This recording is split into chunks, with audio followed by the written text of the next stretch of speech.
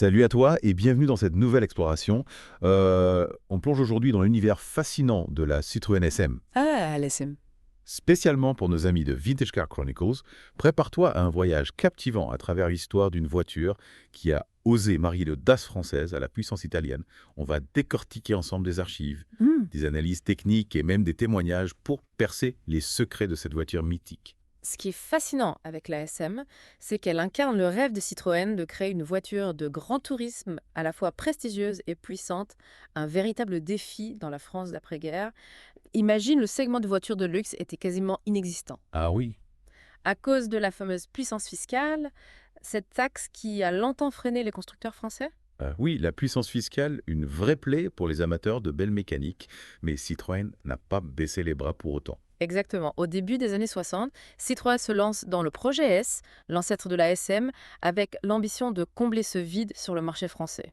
Et pour rivaliser avec les Jaguar Ferrari et Porsche de l'époque, ils savaient qu'ils avaient besoin de moteurs d'exception. Attends, ils ont racheté Maserati en 1968. Juste pour le moteur, c'est fou. Absolument, l'acquisition de Maserati était un coup de maître, le V6 Maserati, conçu par Giulio Alfieri, était un véritable bijou de technologie compacte, léger et capable de développer 170 chevaux. Ce moteur a d'ailleurs eu une belle carrière, on le retrouve ensuite sur la Maserati Miracle Ligier JS2. Ce mariage franco-italien est vraiment au cœur de l'identité de la SM. D'un côté, on a l'avant-garde technologique de Citroën, avec sa suspension hydropneumatique révolutionnaire qui promet un confort inégalé, et de l'autre, Oui, on a la puissance brute du moteur Maserati. C'est un mélange étonnant. Oui, Citroën cherchait à créer une voiture qui se démarque des autres GT. La SM offrait une combinaison unique de confort et de performance, une proposition quasiment inexistante chez ses concurrentes. Parlons justement de ces innovations qui rendent la SM si spéciale. On a beaucoup entendu parler de la direction d'e-Ravi, une première mondiale à l'époque. La d'e-Ravi, imagine une direction qui s'adapte à la vitesse, une assistance maximale à basse vitesse pour faciliter les manœuvres, et une assistance qui diminue progressivement à mesure que la vitesse augmente pour un meilleur contrôle sur route et le clou du spectacle. Ouais. Le retour automatique du volant en position centrale. C'est vrai, il paraît que ce retour automatique a déconcerté plus d'un conducteur à l'époque. On imagine la surprise. C'est certain, il fallait un temps d'adaptation, mais une fois maîtrisée, la Diravi offrait une précision et une stabilité incroyables, surtout à haute vitesse. Ce système a d'ailleurs inspiré de nombreux constructeurs par la suite. En fait, la SM était un véritable concentré de technologies futuristes. On avait aussi des phares directionnels, les essuie-glaces sensibles à la pluie, la colonne de direction réglable et un système de freinage ultra performant. Citroën n'a pas fait les choses à moitié.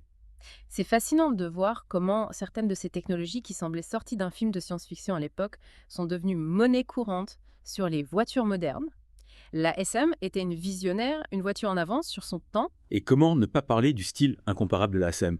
Cette silhouette aérodynamique, signée Robert Opron, avec son long capot, sa ceinture de caisse haute, et cette fameuse lunette arrière concave, elle ne ressemble à aucune autre. Le design de la SM est une véritable œuvre d'art. Cette ligne fluide, presque futuriste pour l'époque, a d'ailleurs influencé de nombreux modèles Citroën par la suite, comme la Cifix et la GS. Et l'intérieur est tout aussi audacieux, avec ses compteurs ovales, ses sièges enveloppants et l'utilisation de matériaux nobles. On sent que Citroën voulait créer une ambiance à la fois sportive et luxueuse. Absolument, l'intérieur de la SM est à l'image de la voiture moderne, innovant et sans compromis. Et n'oublions pas la performance en 1970. La SM était la voiture à traction avant la plus rapide du monde, avec une vitesse de pointe de 220 km/h, une véritable prouesse technologique pour l'époque. Tout à fait, la SM était un symbole de progrès et de performance à l'image du Concorde, qui prenait son envol à la même époque. Ces deux icônes françaises incarnaient l'ambition technologique de la France des années 70. D'ailleurs, la SM a connu un succès immédiat aux États-Unis, remportant même le prestigieux prix de la voiture de l'année du magazine Motor Trend. En 1972, on peut dire qu'elle a séduit le public américain. Oui, la SM était une véritable ambassadrice du savoir-faire français outre-Atlantique. Malheureusement, cette belle histoire a connu une fin assez brutale. Qu'est-ce qui a précipité la chute de la SM? Plusieurs facteurs ont contribué à son déclin. D'abord, il y a eu des problèmes de fiabilité, notamment avec le moteur Maserati, qui ont terni la réputation de la voiture. Dommage, car ce moteur était pourtant une merveille technologique. Est-ce que Citroën et Maserati ont essayé de résoudre ces problèmes? Bien sûr, des efforts ont été faits pour améliorer la fiabilité, mais la perception d'une voiture coûteuse à entretenir était déjà bien ancrée. Et puis, il y a eu la crise pétrolière de 1970 qui a bouleversé le marché automobile. Exactement. La flambée des prix du pétrole a rendu la SM, avec sa consommation élevée, beaucoup moins attractive aux yeux des acheteurs. Le contexte économique n'était plus favorable aux voitures de prestige gourmandes en carburant. Et pour couronner le tout, de nouvelles normes de sécurité américaines concernant les pare-chocs sont entrées en vigueur. Oui, et Citroën a jugé trop coûteux d'adapter la SM à ces nouvelles normes. C'était le coup de grâce pour la SM sur le marché américain, qui était pourtant son principal débouché. C'est un concours de circonstances malheureux qui a scellé le destin de cette voiture exceptionnelle. Malgré cet échec commercial, la SM est devenue une voiture mythique, un véritable collector aujourd'hui. C'est vrai, la SM a acquis un statut de voiture culte au fil des années. Ses innovations, son style unique et son histoire particulière en font une pièce de collection très recherchée par les amateurs. Et il existe une communauté passionnée de propriétaires de SM qui s'efforcent de maintenir ces voitures en état de marche, un véritable témoignage de leur amour pour cette voiture. On peut dire que la SM a laissé un héritage important. Certaines technologies, comme la direction d'e-Ravi, se retrouvent aujourd'hui sur de nombreux modèles. Absolument. La SM a ouvert la voie à de nombreuses innovations qui ont façonné l'industrie automobile. Elle était une pionnière, une visionnaire. Il paraît que Léonid Brejnev, le dirigeant soviétique, était un grand amateur de la SM. Imaginez un peu Brejnev au volant d'une SM, traversant les rues de Moscou. C'est une anecdote savoureuse. Apparemment, Brejnev admirait les voitures occidentales et il aurait reçu une SM en cadeau lors d'une visite officielle en France. La SM détonnait complètement dans le paysage automobile soviétique, plutôt dominé par les Lada et les Volga à l'époque. C'est certain, cette histoire montre bien l'aura de la SM. Une voiture qui a séduit des personnalités aux quatre coins du monde, même dans des contextes improbables. Et puis, il ne faut pas oublier les carrossiers qui ont proposé des versions uniques de la SM, comme le cabriolet Myler de Chaperon ou la berline Opera. Oui, ces versions spéciales ont contribué à la légende de la SM. Elles étaient souvent produites en très petite série, ce qui les rend encore plus exclusives aujourd'hui. Et bien sûr, il y a les fameuses SM présidentielles, ces cabriolets Carport, qui ont servi au président français pendant de nombreuses années. Des symboles de l'élégance et du savoir-faire français, utilisés lors de nombreuses occasions officielles, elles ont contribué à la renommée de la SM et à son image de prestige. C'est vraiment dommage que la SM n'ait pas eu une carrière plus longue. Elle avait un potentiel incroyable. Oui, c'est une voiture qui a marqué son époque et qui continue de fasciner malgré son échec commercial. Elle a laissé une trace importante dans l'histoire automobile. La SM est un témoignage de l'audace et de la créativité de Citroën, une marque qui a toujours osé innover et repousser les limites. Bon, on a déjà abordé pas mal d'aspects fascinants de la SM, mais il nous reste encore beaucoup à découvrir. On va plonger un peu plus en profondeur dans les détails de sa conception. Par exemple, on a parlé de la d'e-Ravi, mais il y a tant d'autres aspects de la SM qui étaient révolutionnaires pour l'époque. Exactement, prenons par exemple le système de freinage. La SM était équipée de 4 freins à disque, ce qui était assez rare à l'époque, surtout sur une voiture à traction avant. Et ces freins étaient couplés à un système hydraulique haute pression qui offrait une puissance de freinage incroyable. C'est vrai qu'on oublie souvent l'importance du système de freinage quand on parle de performance.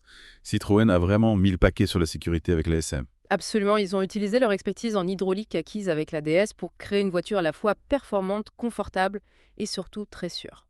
Et on ne peut pas parler de la SM sans évoquer son cœur battant, le fameux V6 Maserati. C'est lui qui donne à la SM son caractère unique, sa sonorité envoûtante. Ce moteur était une merveille de technologie conçue par Giulio Alfieri.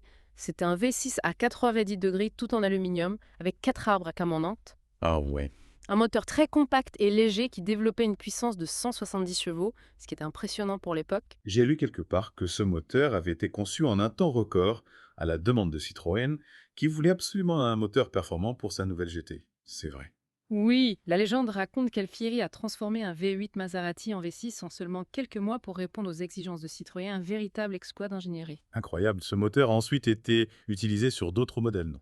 Absolument, on le retrouve sur la Maserati Merak, ainsi que sur la Ligier JS2. Ce V6 Maserati était une réussite à la fois performant et fiable, et il s'intégrait parfaitement à la philosophie de la SM, qui visait à offrir une expérience de conduite unique, alliant puissance et confort. Et puis, il y a eu l'apparition de l'injection électronique en 1973, qui a permis d'améliorer encore les performances du moteur. L'injection Bosch Digetronic a apporté un gain de puissance significatif, tout en rendant le moteur plus souple et plus agréable à conduire. C'était une évolution importante pour la SM, qui lui a permis de rester compétitive face à ses rivales.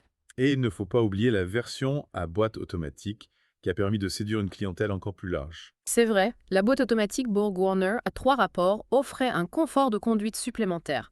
Tout en conservant le caractère sportif de la SM, c'était une option appréciée par de nombreux clients, notamment aux États-Unis. Malgré toutes ces innovations, la SM n'a pas réussi à s'imposer face à la concurrence. C'est vraiment dommage.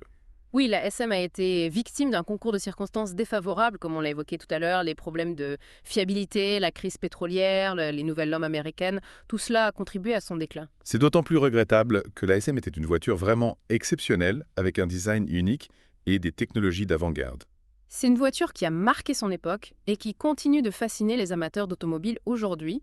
On peut dire qu'elle est entrée dans la légende. On parlait tout à l'heure de Leonid Brejnev et de sa passion pour la SM. Il paraît qu'il l'adorait et qu'il la conduisait souvent lui-même. Oui, c'est ce que raconte l'histoire. Imaginez la scène Brejnev au volant de sa SM décapotable, bien sûr, traversant la place rouge à Moscou. C'est assez cocasse. C'est clair, la SM symbole du luxe et de l'élégance à la française dans un pays communiste. C'est un contraste saisissant. Cette anecdote illustre bien l'aura de la SM, une voiture qui a séduit des personnalités aux quatre coins du monde, au-delà des frontières idéologiques. Et puis, il y a eu les carrossiers qui ont proposé des versions uniques de la SM, comme le cabriolet Mylord de Chaperon ou la berline Opéra. Ces versions spéciales ont contribué à la légende de la SM. Elles étaient souvent produites en très petite série, ce qui les rend encore plus exclusives aujourd'hui, de véritables pièces de collection. Et n'oublions pas les SM présidentielles, ces cabriolets, 4 portes, qui ont servi au président français pendant de nombreuses années. Ces voitures étaient des symboles de l'élégance et du savoir-faire français. Elles ont été utilisées lors de nombreuses occasions officielles et elles ont contribué à la renommée de la SM. C'est triste que la SM n'ait pas eu une carrière plus longue, mais malgré son échec commercial, elle a laissé une trace importante dans l'histoire automobile. Tout à fait. La SM est devenue une icône, un symbole d'une époque où l'audace et l'innovation étaient au cœur de l'industrie automobile française. Citroën a vraiment réussi son pari en créant une voiture unique, une voiture qui ne ressemblait à aucune autre. Absolument, la SM était une voiture à part une voiture qui a marqué les esprits et qui continue de fasciner aujourd'hui. Et si on se posait la question, pourquoi Citroën n'a-t-il pas donné suite à la SM? Aurait-il pu créer une lignée de GT française qui aurait pu rivaliser avec les plus grandes marques? C'est une question intéressante. On peut imaginer ce qu'aurait pu devenir la SM si elle avait bénéficié d'un développement plus long et si Citroën avait pu investir davantage dans sa promotion et sa fiabilité. On peut rêver d'une SM encore plus performante. Avec un V8 Maserati, par exemple, ça aurait été une vraie bête de course. Oui, c'est une possibilité. On sait que Maserati avait développé un prototype de SM avec un V8, mais Citroën n'a pas donné suite à ce projet faute de moyens financiers. C'est vraiment dommage. On aurait pu avoir une supercar française capable de rivaliser avec les Ferrari et les Lamborghini de l'époque. C'est vrai, la SM avait le potentiel pour devenir une légende, mais le destin en a décidé autrement. Et puis, il y a eu le rachat de Citroën par Peugeot, qui a mis fin aux ambitions de la marque dans le segment des voitures de sport. Ce rachat a marqué un tournant dans l'histoire de Citroën. Peugeot avait une vision différente de l'automobile, plus axée sur les voitures grand public que sur les modèles de niche comme la SM.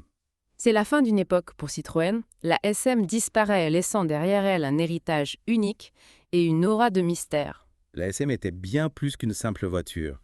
C'était un symbole de l'audace et de la créativité française. Une voiture qui a repoussé les limites de la technologie et du design. C'est une voiture qui a marqué son époque et qui restera à jamais dans les annales de l'histoire automobile. Si vous avez la chance de croiser une SM sur la route, profitez-en pour admirer cette beauté rare et atypique. C'est un spectacle qui vaut le détour, une rencontre avec une légende de l'automobile française. Et pour tous les passionnés de voitures anciennes, la SM est un modèle à absolument ajouter à votre collection. C'est un investissement qui ne vous décevra pas, une voiture qui prendra de la valeur au fil des années. Et puis, c'est avant tout un plaisir immense de conduire une SM, de ressentir ces sensations uniques. Et si vous n'avez pas les moyens de vous offrir une SM, il existe de nombreux livres documentaires qui retracent l'histoire de cette voiture fascinante. Plongez-vous dans l'univers de la SM et découvrez les secrets de sa conception, de son design et de son histoire tumultueuse. C'est une aventure passionnante qui vous attend et n'hésitez pas à partager votre passion pour la SM avec d'autres amateurs car c'est une voiture qui mérite d'être célébrée et admirée. La SM est un véritable trésor de l'automobile française, une voiture qui a marqué son époque et qui continue de fasciner aujourd'hui. Bon, on arrive déjà à la fin de notre exploration de la SM, mais il nous reste encore quelques points à aborder. Par exemple, la SM a été conçue à une époque où la France était en pleine effervescence, avec des projets ambitieux comme le Concorde ou le quartier de la Défense. Est-ce qu'on peut dire que la SM était un symbole de cette France moderne et audacieuse? C'est une excellente question. Bien. C'est une excellente question. Et je pense que oui, la SM incarnait parfaitement l'esprit de cette époque, cette volonté de repousser les limites d'innover, de créer quelque chose de différent. Elle était à la fois un symbole de prestige et de progrès technologique, un peu comme le Concorde, qui prenait son envol à la même époque. C'est vrai qu'on a l'impression que la SM était un projet un peu fou, un pari risqué que Citroën a relevé avec brio.